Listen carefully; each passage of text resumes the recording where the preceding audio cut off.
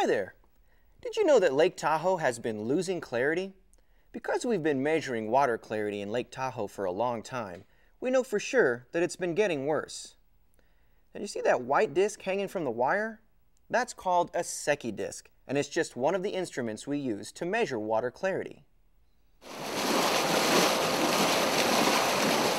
Let's head out on the lake. I'll leave you with Captain Brandt to see what a limnologist does. Welcome aboard the UC Davis research vessel, John Le Conte. Here on the lake, I'm going to be doing a Secchi disc reading.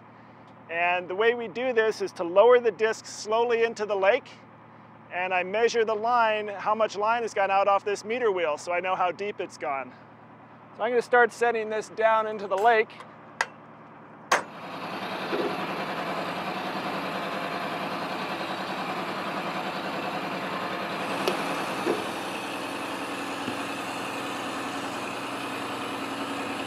So as the disc goes down into the lake, it gets more and more difficult to see. The reason for this is that there's fine particles and algae floating around in the water column, and as the disc gets deeper, these particles scatter the light and make it harder to see the disc. There's a small white glow where I can still see the disc. So we keep an eye on it until it gets down to where it's just about to disappear, and then I've got to be real careful about stopping the line at the right place. And right there, it just went out of view, so that is going to be our Secchi reading today.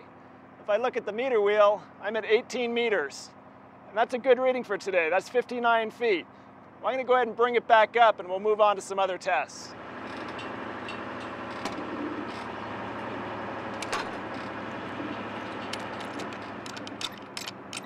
This is another commonly used piece of equipment here at Lake Tahoe. It's called a Van Dorn sampler. We use this to collect water from a specific depth in the lake.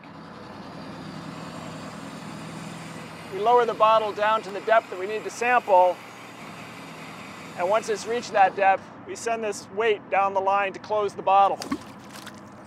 As soon as the bottle closes, we've captured water that we need for analysis. This sample came from 1,500 feet deep in the lake. I'm going to send it back to the laboratory so they can analyze it for nutrients, fine sediment, and algae.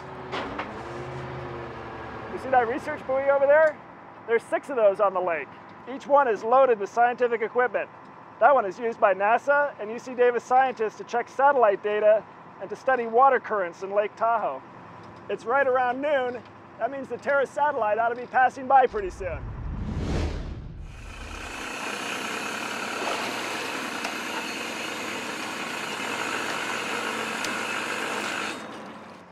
This is my favorite part of the sampling day.